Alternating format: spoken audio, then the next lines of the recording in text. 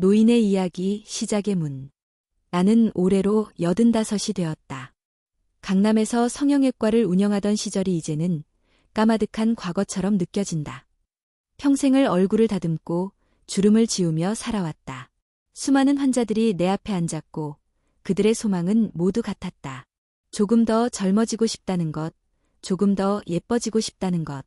나는 최선을 다했다. 고가의 화장품을 추천하기도 했고 최신 장비로 시술도 했다. 어떤 이는 수십 번을 오갔고 어떤 이는 한 번의 시술로 환하게 웃으며 돌아갔다. 그렇게 오랜 세월 나는 사람들의 시간을 되돌리는 일을 했다.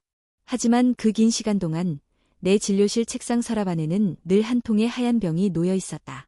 바로 바세린이었다. 누군가는 이렇게 말할지도 모른다. 바세린이요? 그거 그냥 입술에 바르는 거 아닌가요? 하지만 나에게 바세린은 단지 보습제가 아니었다. 그것은 내 오랜 경험 속에서 수많은 시술과 실험을 거쳐 남은 가장 단단한 결론이었다. 그 시절 나는 매일같이 아름다움에 대해 고민했다. 시간이 지나며 사람들은 점점 더 비싼 것을 원했고 더 빠른 결과를 요구했다. 나는 그들의 바람을 이해했다. 누구나 세월을 거스르고 싶어 하니까. 하지만 한편으로는 마음 한구석이 허전했다. 그들의 눈빛 속엔 항상 불안이 있었고 그 불안은 결코 사라지지 않았다. 그러던 어느 겨울 한 환자가 내게 물었다. 원장님, 가장 확실한 피부관리법이 뭘까요?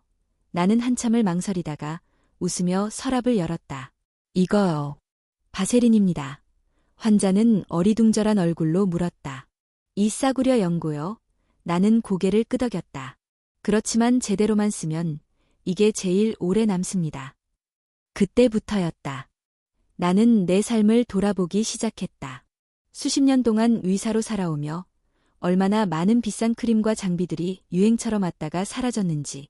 하지만 바세린은 언제나 내 곁에 있었다. 가격은 싸지만 효과는 단단했다. 광고는 없지만 신뢰는 깊었다. 젊은 시절엔 몰랐다. 단순한 것이 얼마나 위대한지를. 이제야 나는 말할 수 있다. 정말 좋은 것은 소리 없이 오래 남는다. 이제 나는 진료실이 아닌 이 작은 서재에서 사람들에게 말을 건넨다. 수술대가 아닌 유튜브 카메라 앞에서 내 손에는 메스 대신 노트를 들고 있다.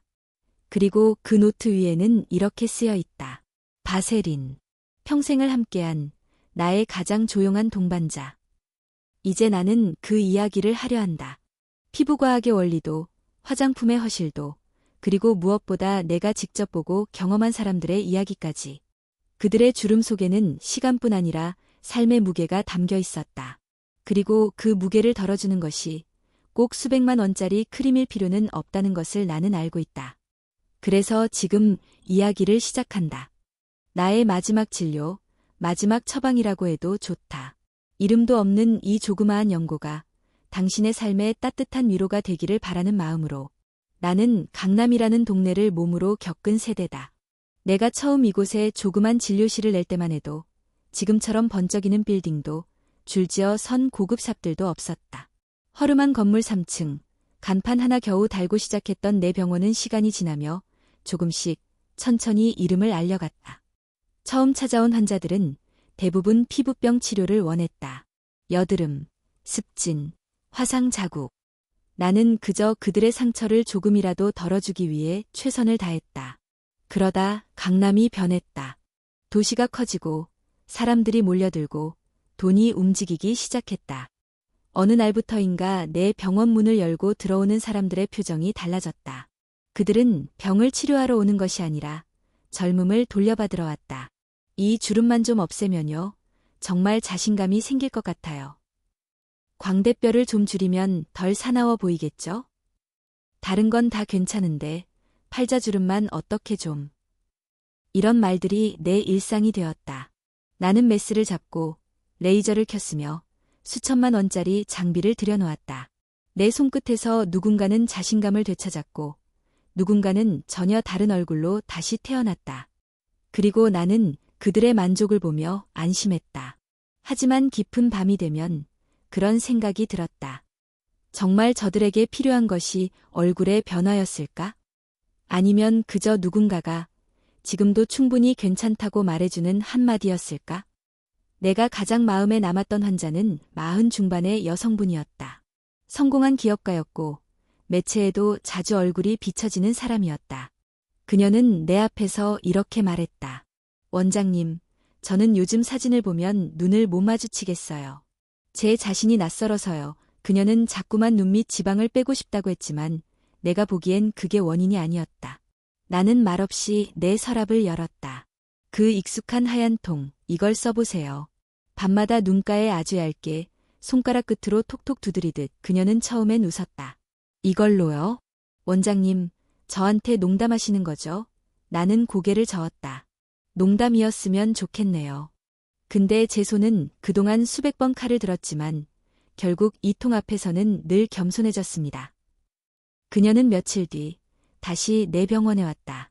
시술이 아니라 그냥 인사차 왔다며 들어선 그녀의 눈가는 확실히 편안해 보였다. 그냥 마음이 좀 덜 조급해졌어요. 뭐든 빨리 고치려고 했는데 그게 다는 아니란 생각이 들어서요. 그녀의 말에 나는 조용히 미소 지었다. 그 시절 강남이라는 도시는 외모의 도시였다. 경쟁의 도시였고 비교의 도시였다.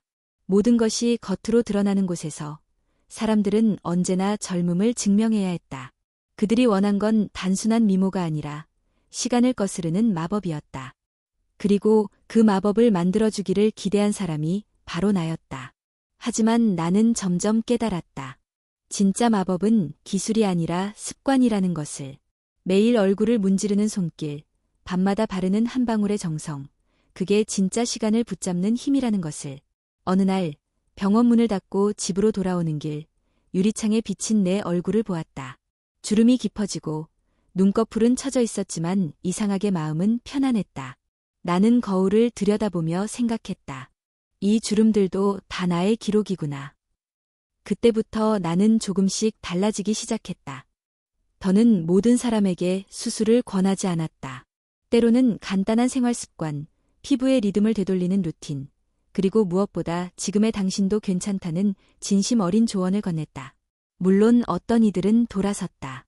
하지만 어떤 이들은 그 말을 마음 깊이 새기고 돌아왔다. 나의 진료는 점점 변했다. 수술이 줄고 대화가 많아졌다. 나는 그들에게 시간을 주었다. 그리고 그 시간 속에서 사람들은 스스로를 들여다보기 시작했다. 그 오랜 세월 동안 내 곁을 지킨 바세린 한 통. 그것은 단순한 연고가 아니었다. 나에게, 그리고 수많은 환자들에게 그것은 삶을 단단하게 덮어주는 한 겹의 신뢰였다. 그리고 그 신뢰는 단 한 번도 나를 배신한 적이 없었다. 바세린을 처음 만난 것은 사실 아주 우연한 일이었다. 병원 일이 끝나고 집으로 돌아온 어느 겨울밤, 내 입술이 갈라져 피가 날 정도로 말라 있었다. 서랍을 뒤적이다가 한 구석에 굴러다니던 작은 바세린 통 하나를 발견했다. 누가 두고 간 것인지도 모를 그 조그마한 연고를 손가락 끝에 찍어 입술에 얹었다. 그날 밤 피곤한 몸을 이끌고 잠들었고 다음 날 아침 입술은 마치 아무 일도 없었다는 듯 부드러워져 있었다. 그것은 아주 사소한 일이었지만 내 마음속에는 조용한 충격이 일었다. 이렇게 단순한 것이 이렇게 강력할 수 있다니. 그 후 나는 바세린을 조금씩 실험적으로 사용해보기 시작했다. 시술 후 피부가 붉게 일어나는 환자들에게, 상처 회복이 더디던 환자들에게, 혹은 건조함으로 고생하던 노년의 피부에, 그리고 놀랍게도 기대 이상으로 긍정적인 반응이 이어졌다. 피부는 덜 따갑고 수분 손실도 눈에 띄게 줄었으며 무엇보다도 사람들이 편안해했다. 그 효과는 느리지만 꾸준했다. 하루 이틀로는 큰 차이를 못 느낄 수 있었지만 일주일, 2주일이 지나면 분명히 눈에 띄는 변화가 나타났다. 피부톤이 균일해지고 미세한 주름이 옅어졌으며 무엇보다도 피부 자체가 덜 예민해지는 것이었다. 내가 가장 먼저 바세린의 가치를 알아본 곳은 손등이었다. 나 역시 하루에도 수십 번 손을 씻고 장갑을 끼고 알코올을 사용하느라 손이 늘 거칠었다. 특히 겨울이면 손등이 하얗게 일어나고 갈라져 피가 나기도 했다. 어느 날 문득 진료실에서 쓰고 남은 바세린을 손등에 발라보았다. 하루 이틀 후 놀라운 일이 일어났다. 더 이상 건조함이 느껴지지 않았고 피부는 매끈해졌다. 심지어 예전보다 손의 잔주름도 줄어든 것처럼 느껴졌다. 그제서야 나는 깨달았다. 우리가 그토록 찾아 헤매던 해답이 어쩌면 바로 이 단순한 병 안에 숨어 있었을지도 모른다는 것을. 바세린은 처음부터 화려한 존재가 아니었다. 광고도 없고 고급스러운 패키지도 없었다. 어떤 이는 그 냄새를 불쾌하게 여기고 어떤 이는 그 질감을 싫어했다. 하지만 나는 그 모든 것을 뛰어넘는 확실한 가치를 보았다. 바세린은 단순히 보습제가 아니라 피부에 쉼을 주는 보호막이었다. 강남의 병원에서 바세린을 언급하는 것은 때때로 조심스러운 일이었다. 수백만 원을 들여 시술하러 온 환자에게 바세린을 써보세요 라는 말은 지나치게 단순하게 들릴 수도 있었기 때문이다. 하지만 나는 점점 용기를 내어 그것을 추천했다. 물론 모든 이가 받아들이지는 않았다. 어떤 이는 웃었고 어떤 이는 실망한 듯한 표정을 지었다. 그러나 그중 몇몇은 조용히 돌아가 그 말대로 해보았고 며칠 혹은 몇 주 후에 다시 병원에 나타났다. 그들의 얼굴에는 놀라움과 동시에 일종의 안도감이 있었다. 원장님, 신기하게도 정말 달라졌어요. 바세린은 피부 속 수분을 채워주지는 않는다. 그 대신 이미 피부에 존재하는 수분을 밖으로 날아가지 않도록 단단히 지켜준다. 마치 겨울날 찬 바람을 막기 위해 문틈에 걸쳐 둔 두꺼운 담요처럼. 그렇게 단순한 방식으로 바세린은 피부를 지키는 것이다. 나는 환자들에게 말했다. 비싼 제품이 나쁜 건 아닙니다. 하지만 어떤 경우에는 가장 단순한 것이 가장 오래가는 해답이 되기도 합니다. 서랍 속 바세린은 그렇게 내 진료실의 상징이 되었다. 눈에 잘 띄지는 않았지만 가장 자주 열리는 서랍이었다. 나는 그 작은 연고통을 꺼내며 생각하곤 했다. 어쩌면 나 역시 이 바세린처럼 누군가에게는 조용하지만 단단한 위로가 되고 싶었는지도 모르겠다. 시간은 흐르고 기술은 발전하고 유행은 바뀌었다. 하지만 바세린은 여전히 같은 자리에 있었다. 가격도 변하지 않았고 성분도 거의 그대로였다. 그것이 나를 안심시켰다. 세상이 아무리 변해도 어떤 가치는 변하지 않는다는 것을. 그 시절 나는 깨달았다. 모든 것은 돌아오게 되어 있다는 것을. 단순함은 다시 빛을 발하게 되어 있고 진정성은 다시 사람의 마음을 얻는다는 것을. 그리고 바세린은 그 모든 것을 조용히 증명해낸 존재였다. 그 여인을 처음 만난 것은 겨울이 막 시작되던 어느 날이었다. 코트깃을 단단히 여민 채 병원 문을 열고 들어온 그녀는 조심스럽고도 단정한 걸음으로 내 앞에 앉았다. 얼굴에는 화장이 거의 없었고 손등은 하얗게 갈라져 있었다. 그녀는 내게 말했다. 이제 정말 마지막이라는 심정으로 왔어요. 그녀의 나이는 73. 오랜 시간 동안 크고 작은 피부과를 전전하며 주름을 줄이고 피부를 되살리기 위한 노력을 해왔다고 했다. 레이저 시술도 받아봤고 수십만 원짜리 크림도 써봤으며 각종 보조제를 복용해 보기도 했다. 하지만 그녀는 고개를 저으며 말했다. 이제는 더 이상 무엇을 해도 소용이 없다는 생각이 들어요. 나는 그녀의 피부를 살펴보았다. 입가와 목에는 깊게 패인 주름이 있었고 손등은 건조함과 함께 탄력을 완전히 잃은 상태였다. 하지만 나는 그보다 더 깊은 무언가를 보았다. 그녀의 눈빛이었다. 그것은 피로와 체념, 그리고 한 줌의 기대가 뒤섞인 눈빛이었다. 나는 그날 그녀에게 새로운 시술을 권하지 않았다. 대신 내가 평소처럼 열어두던 진료실 서랍을 조용히 열었다. 그 안에서 조심스레 꺼낸 것은 익숙한 하얀 통, 바세린이었다. 그리고 나는 말했다. 이건 아주 단순합니다. 하지만 제가 지난 수십 년 동안 신뢰해온 방법이기도 하지요. 그녀는 약간 놀란 듯했지만 반문하지 않았다. 나는 그녀에게 사용법을 자세히 설명해 주었다. 먼저 수분 앰플이나 크림을 바르고 그 위에 바세린을 아주 얇게 덧바르는 방식. 특히 입가와 목, 손등 같은 부위에 집중적으로 사용할 것을 강조했다.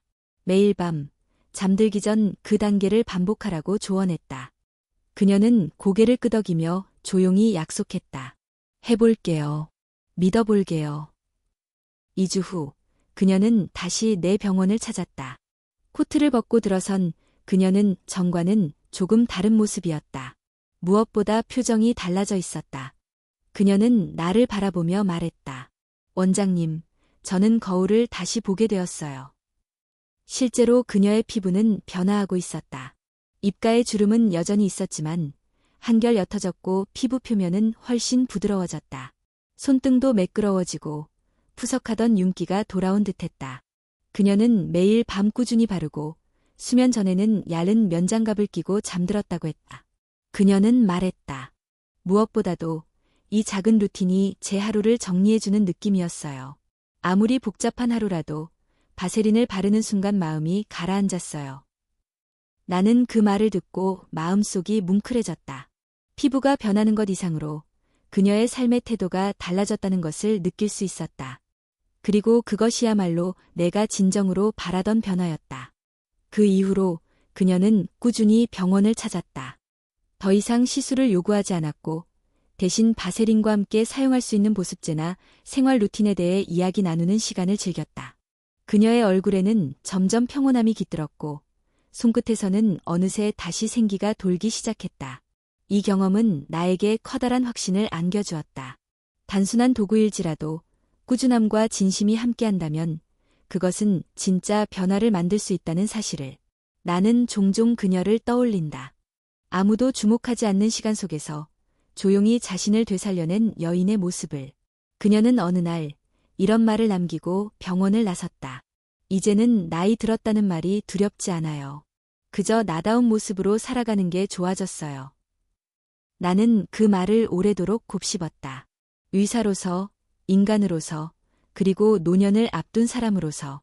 바세린이라는 단순한 연고가 한 사람의 시선을 바꾸고 삶의 흐름을 부드럽게 돌려놓을 수 있다면 그것은 기적이라고 해도 좋지 않을까. 그 이후 나는 더 이상 바세린을 감추지 않았다. 고가의 제품 사이에 끼워 놓지 않고 당당히 내 진료실 위에 올려놓았다. 환자들이 물어보면 숨기지 않고 말했다. 이것은 수십 년 동안 나를 실망시킨 적이 없는 친구입니다. 사람들은 여전히 화려한 광고에 마음을 빼앗기고 값비싼 제품에 기대를 건다. 하지만 나는 이제 믿는다. 가장 깊은 변화는 때로 가장 조용한 곳에서 시작된다는 것을. 그리고 그 조용한 시작을 알리는 것이 바세린처럼 평범한 존재일 수도 있다는 것을. 그 여인의 손등처럼 우리의 삶도 다시 차오를 수 있다. 그저 조금의 시간, 그리고 따뜻한 손길만 있다면. 의사는 늘 이성과 데이터를 기반으로 판단해야 한다. 나는 수십 년간 사람들의 피부를 들여다보며 그 안에 흐르는 시간과 환경의 흔적을 읽어왔다. 그리고 내 경험을 통해 바세린의 효과는 단순한 우연이나 기분 탓이 아니라는 확신을 가지게 되었다. 그것은 피부의 구조와 작용 원리를 이해할수록 더 분명해졌다. 피부는 크게 세 겹으로 이루어져 있다. 가장 바깥층인 각질층, 그 아래의 표피, 그리고 진피. 우리가 매일 거울 앞에서 확인하는 피부는 대부분 각질층과 표피의 상태를 반영한다. 이중 각질층은 피부의 수분을 지키는 가장 중요한 방어막 역할을 한다. 그런데 이 방어막은 매우 얇고 쉽게 손상된다. 특히 나이가 들수록 피부는 수분을 머금는 능력이 떨어지고 외부 자극에도 취약해진다. 수분을 잃는 순간 피부는 변하기 시작한다. 건조함이 시작되고 잔주름이 생기며 탄력이 무너진다. 문제는 이 변화가 아주 천천히 그리고 조용히 진행된다는 점이다. 사람들은 거울을 볼 때마다 왜 이렇게 늙어 보일까? 하고 묻지만 사실 그 답은 아주 오래전부터 피부가 말라가고 있었기 때문이다. 이때 가장 중요한 역할을 하는 것이 바로 수분의 보호다. 단순히 수분을 공급하는 것만으로는 충분하지 않다. 피부에 수분이 들어갔다면 그것이 빠져나가지 않도록 붙잡아두는 것이 더 중요하다. 아무리 좋은 수분 앰플을 발라도 그것이 몇 분 만에 증발해버린다면 아무 소용이 없는 것이다. 바세린의 가장 핵심적인 기능은 바로 여기에서 발휘된다. 바세린은 피부 위에 얇고 밀도 높은 보호막을 형성한다. 이 보호막은 외부 자극으로부터 피부를 보호하고 내부 수분이 날아가지 않도록 단단히 지켜준다. 마치 랩으로 감싸듯 피부를 덮어주는 것이다. 많은 사람들이 묻는다. 바세린은 너무 기름지고 답답하지 않나요? 물론이다. 바세린은 질감상 가볍지 않다. 그래서 단독으로 사용하면 불편함을 느낄 수도 있다. 그러나 그것이 오히려 장점이다. 그 점도가 바로 피막 형성의 핵심 요소이기 때문이다. 내가 권하는 방법은 항상 같다. 수분을 끌어당기는 성분, 예를 들어 히알루론산이나 글리세린이 함유된 앰플이나 크림을 먼저 바른다. 그리고 그 위에 바세린을 아주 얇게 덧바른다. 그러면 앞서 바른 수분 성분이 피부 속에 머물 수 있게 도와주는 밀봉 효과가 생긴다. 이 조합은 마치 진공 포장과도 같다. 이 원리는 화장품 업계에서도 널리 활용되고 있다. 고가의 명품 크림들, 이를테면 라메르 크림의 성분표를 보면 가장 앞줄에 나오는 것이 바로 미네랄 오일, 페트롤라툼, 즉 바세린 유도체이다. 결국 사람들이 수십만 원을 주고 구입하는 고급 크림 안에도 바세린이 들어있다는 뜻이다. 그렇다면 왜 사람들은 바세린을 저평가할까? 나는 그 이유가 너무 흔하기 때문이라고 생각한다. 약국 어디서든 구할 수 있고 가격도 몇천 원에 불과하니 사람들은 그것이 특별할 수 없다고 느낀다. 하지만 정작 그 단순함 속에 담긴 기능은 우리가 찾는 어떤 고급 성분보다도 더 본질적인 해답일 수 있다. 또 한 가지 주목할 점은 바세린이 피부 회복을 돕는 환경을 조성한다는 것이다. 외부 자극으로부터 피부를 차단함으로써 피부는 스스로 회복할 수 있는 시간을 벌게 된다. 이 점은 레이저 시술 후나 피부 장벽이 약해진 상태에서 특히 중요하다. 실제로 병원에서는 시술 직후 환자에게 바세린이나 유사한 피막 보호제를 바르도록 권장한다. 나는 종종 이런 설명을 환자들에게 비유로 들려준다. 피부는 농작물과 같습니다. 좋은 비료와 물도 필요하지만 무엇보다 중요한 건 바람과 해충으로부터 잘 덮어주는 천막이에요. 바세린은 그 천막 역할을 해주는 겁니다. 바세린의 효과는 과학으로도 설명 가능하지만 더 중요한 것은 그 꾸준함이다. 하루 이틀 바른다고 눈에 띄는 변화가 나타나는 것은 아니다. 그러나 매일 밤 자기 전 손끝으로 피부에 얇게 덧바르는 그 습관이 어느 날 큰 차이를 만들어낸다. 그것은 단순한 스킨케어가 아니라 자신을 돌보는 시간의 의식이다. 나는 말한다. 바세린은 기적이 아닙니다. 하지만 기적을 위한 기반을 만들어주는 도구입니다. 좋은 피부는 하루아침에 만들어지지 않는다. 그것은 오랜 시간, 올바른 방식으로 쌓아온 습관의 결과다. 그렇기에 나는 지금도 바세린을 진료실 서랍 속 첫 번째 자리에 두고 있다. 그것은 과거의 기억이자 현재의 신뢰이며 미래의 추천이다.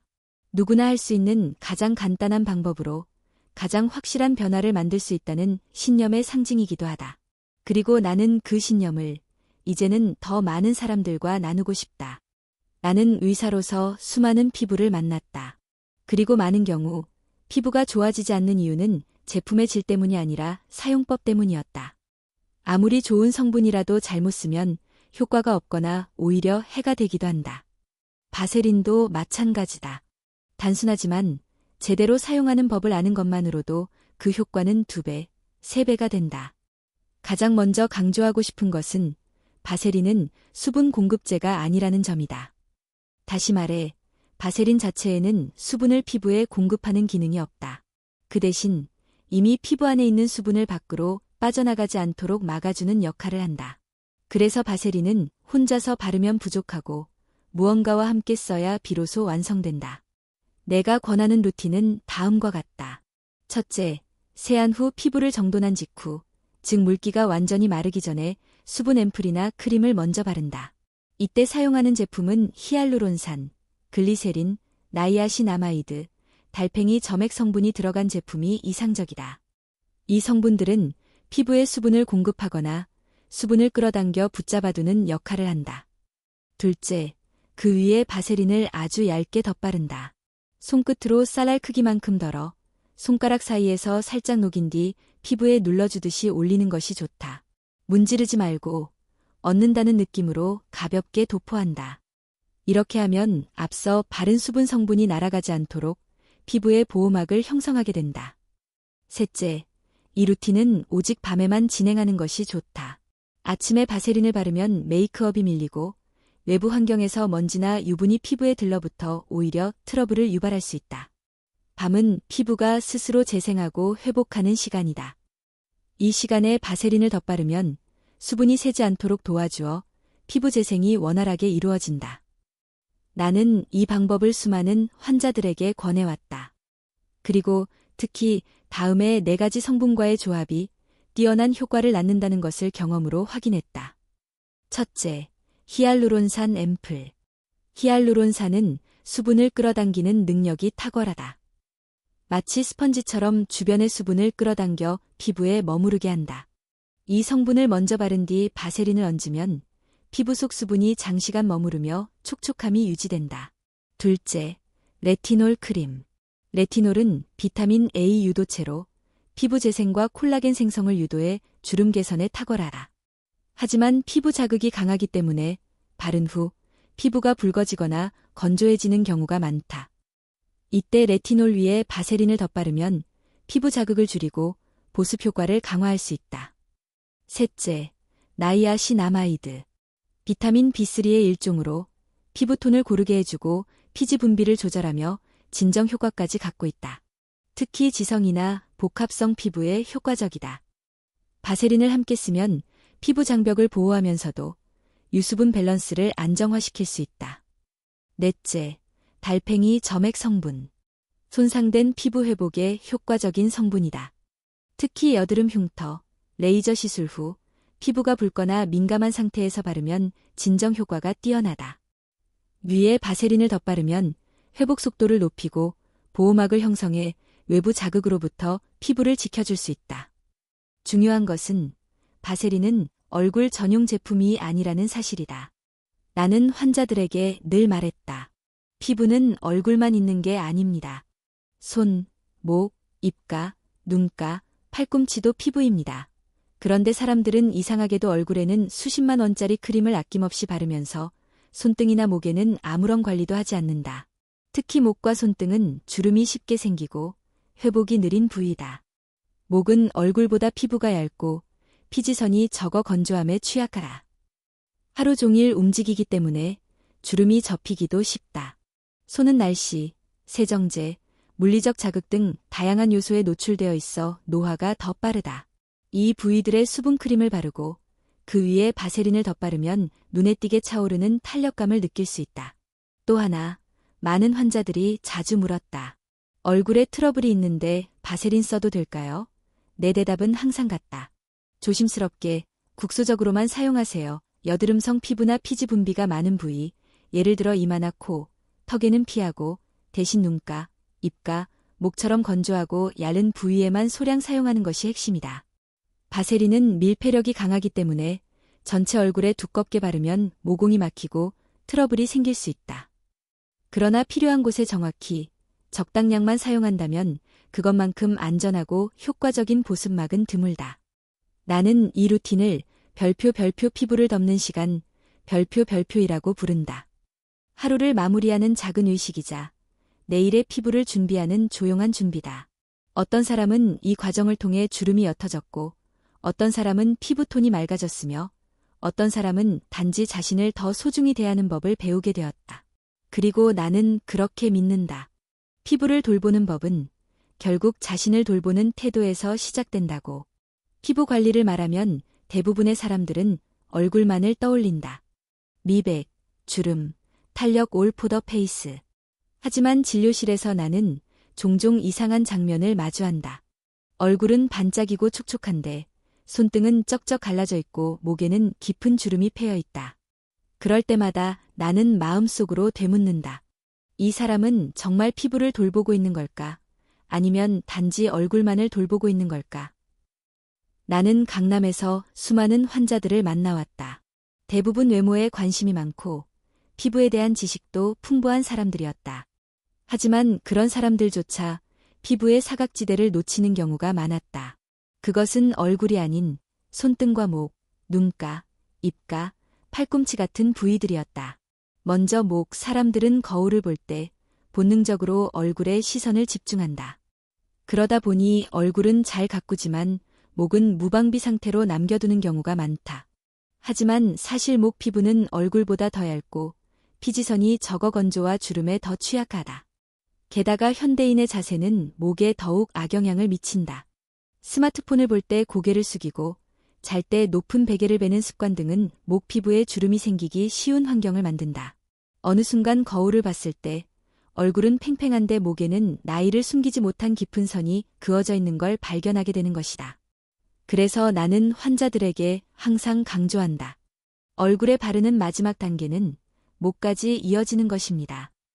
수분크림을 바르고 그 위에 바세린을 얇게 펴 발라 보습막을 형성하면 목 피부의 건조함을 막고 탄력을 유지할 수 있다. 아래에서 위로 부드럽게 쓸어올리듯이 마사지하면 더 좋다. 특히 밤에 자기 전 루틴으로 이 과정을 넣으면 아침에 훨씬 덜 건조하고 주름이 완화된 느낌을 받을 수 있다. 다음은 손등이다. 손은 하루에도 수십 번 물에 닿고 세정제에 노출되며 외부와 가장 자주 접촉하는 부위다. 그럼에도 불구하고 많은 이들이 손등 보습을 귀찮은 일로 여긴다. 하지만 손등은 얼굴보다 더 빨리, 더 분명하게 노화를 드러내는 부위다. 나는 종종 말했다. 손등은 당신의 나이를 가장 먼저 말해주는 부위입니다. 특히 겨울철이면 손등 피부가 하얗게 일어나고 잔주름이 퍼진다. 이럴 때 바세린을 활용한 루틴은 매우 간단하면서도 효과적이다. 손을 씻고 물기가 살짝 남아있을 때 수분크림을 바른다. 그 위에 바세린을 얇게 덧바르고 잠들기 전엔 면장갑을 끼고 자는 습관을 들이면 며칠 안에 손등이 부드럽고 촉촉해지는 변화를 느낄 수 있다. 또 하나 간과되는 부위는 입가와 눈가다. 이 두 부위는 표정 근육이 자주 움직이는 곳으로 작은 습관만으로도 주름이 쉽게 생긴다. 더구나 피부가 얇고 민감하여 건조하면 바로 티가 나는 부위다. 입가는 특히 겨울철에 건조해지기 쉬우며 주름이 잡히면 인상이 퍽 달라 보인다. 나는 입술 전용 앰플 한 방울을 바르고 그 위에 바세린을 살짝 얹는 방법을 권장한다. 립밤보다 오래 지속되고 밤새 수분을 지켜주는 효과가 뛰어나다. 눈가는 말할 것도 없다. 사람들은 눈가에 주름이 생기면 비싼 아이크림부터 찾는다. 하지만 아이크림의 기능은 대부분 수분 공급과 진정이다. 그 위에 바세린을 소량 덧바르면 아이크림의 효과를 밀봉하고 민감한 눈가를 더 안정적으로 보호할 수 있다. 단, 절대 눈 안에 들어가지 않도록 주의하고 쌀알 크기만큼만 사용하는 것이 안전하다. 그리고 마지막으로 언급하고 싶은 부위는 팔꿈치, 무릎, 발 뒤꿈치다. 이 부위들은 자주 보이진 않지만 반팔이나 반바지를 입는 순간 티가 확 나는 곳이다. 거칠고 하얗게 각질이 일어난 팔꿈치, 갈라진 뒤꿈치는 그 자체로 자기 관리의 부재를 드러내기도 한다. 샤워 후 물기가 마르기 전에 수분크림을 바르고 바세린을 덧바르면 피부 결이 정돈되고 각질이 눈에 띄게 줄어든다. 특히 발 뒤꿈치는 잠들기 전 바세린을 두껍게 바르고 양말을 신은 채 자면 며칠 만에 부드러워지는 것을 체감할 수 있다. 이처럼 바세린은 얼굴만을 위한 제품이 아니다. 오히려 얼굴보다도 노화가 먼저 시작되는 주름 사각지대에 사용할 때 더 극적인 효과를 발휘한다. 나는 진료실에서 종종 환자들에게 이렇게 묻는다. 당신은 얼굴을 위해 수십만 원을 쓰면서 왜 손등엔 단 10초도 투자하지 않나요? 이 질문은 단지 피부에 대한 것이 아니다. 그것은 우리의 자기 대하는 태도에 대한 질문이다. 바쁘다는 이유로, 눈에 띄지 않는다는 이유로 우리는 삶의 중요한 부분들을 소홀히 한다. 하지만 진짜 관리는 보이지 않는 곳에서부터 시작된다.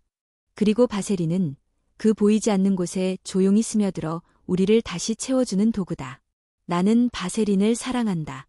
하지만 동시에 바세린이 모든 피부에, 모든 상황에 절대적인 해결책이 될 수는 없다는 사실도 잘 알고 있다. 그 진실을 외면한 채 무조건적인 칭찬만 늘어놓는 것은 오히려 위험하다. 진정한 신뢰는 효능뿐 아니라 한계와 위험성도 함께 이야기할 때 비로소 완성된다. 바세린의 가장 큰 장점은 피부의 수분 손실을 막아주는 밀폐력이다. 하지만 이 밀폐력은 때로 피부에 해가 될 수도 있다.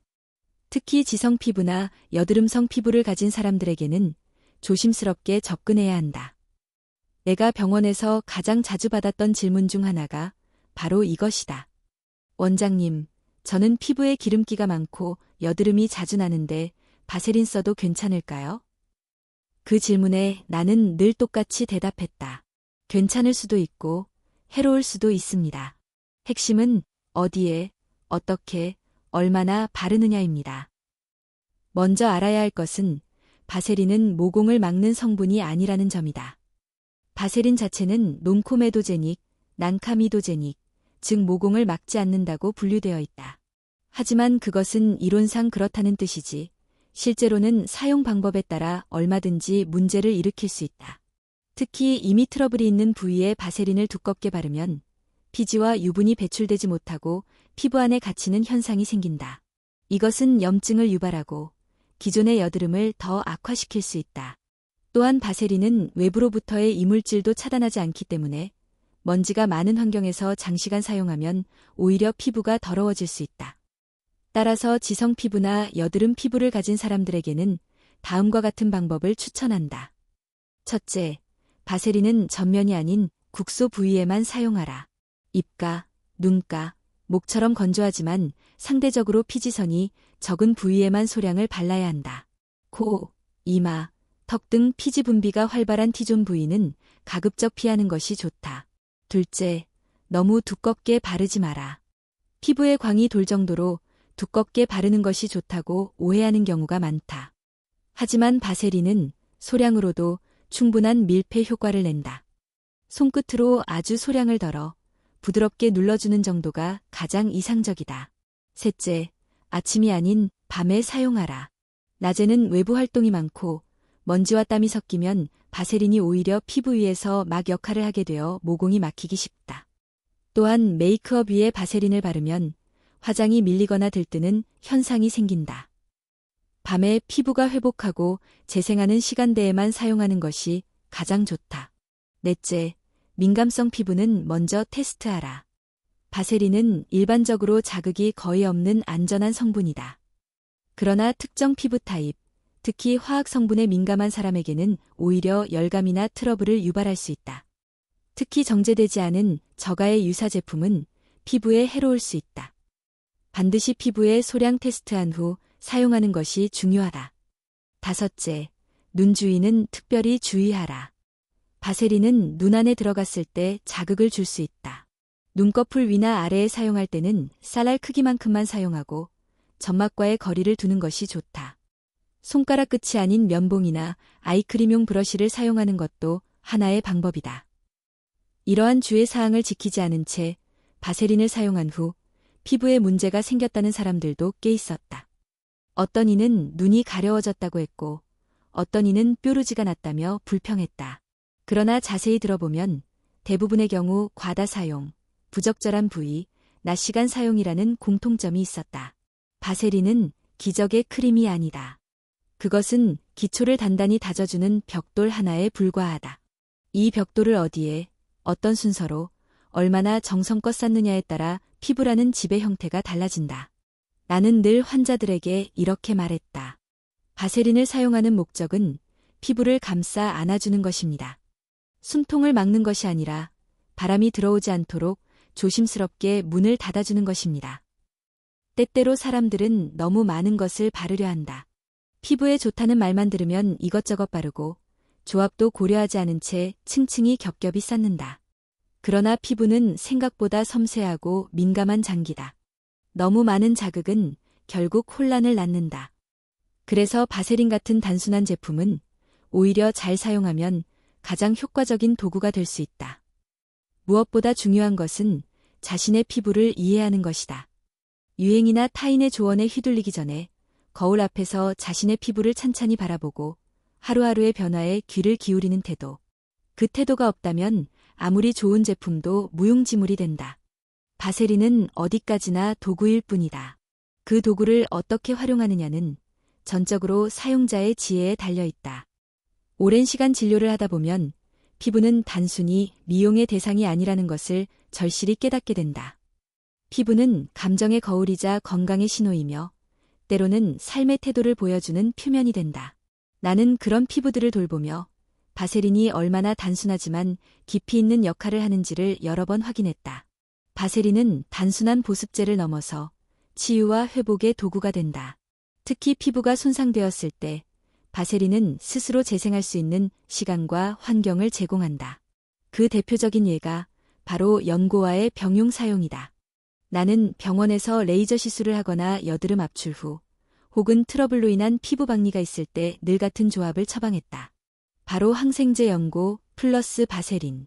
먼저 항생제 연고를 국소 부위에 소량 바르고 그 위에 바세린을 얇게 덧바르면 연고가 날아가지 않도록 보호해줄 뿐 아니라 피부가 외부 자극으로부터 차단된 상태에서 회복할 수 있게 도와준다. 특히 건조하고 찢어지기 쉬운 부위, 예를 들어 입가, 손톱 주변, 귀 뒤쪽, 콧망울 아래 같은 곳에 효과적이다. 이 부위들은 평소에는 잘 인식되지 않지만 갈라지거나 상처가 나면 유난히 아프고 회복이 느리다. 바세린은 그곳에 얇은 막을 형성해 상처가 깊어지는 것을 막고 피부가 스스로 복원하는 시간을 벌어준다. 또 다른 응용은 면도 후 피부 진정이다. 남성 환자들에게 특히 유용했던 팁이기도 하다. 면도 후 피부가 붉게 올라오고 따가울 때 수분 진정 크림을 바른 후 바세린을 아주 얇게 덧바르면 자극은 줄이고 수분이 증발하지 않도록 도와준다. 이 간단한 루틴 하나만으로도 피부 트러블이 눈에 띄게 줄어드는 경우가 많았다.